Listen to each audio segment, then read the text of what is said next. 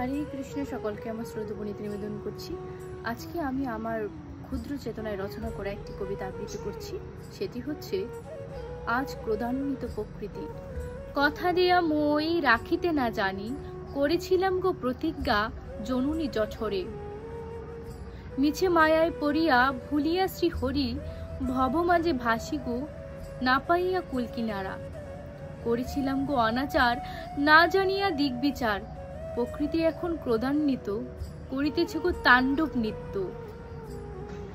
কখনো ভূমিকম্পন, কখনো আবার অগ্নি উৎপাত, কখনো আবার মহামারী, কখনো আবার ঝড়। ত্রিতাপ ক্লেশ দ্বারা করিতেছে গো দগ্ধ, তবুও না বুঝি মন শ্রীহরির ইশারা। অনাচার ছাড়ি করো শ্রীহরির ভজন, সন্তুষ্ট হইয়া হরি হরিবেন দুঃখ।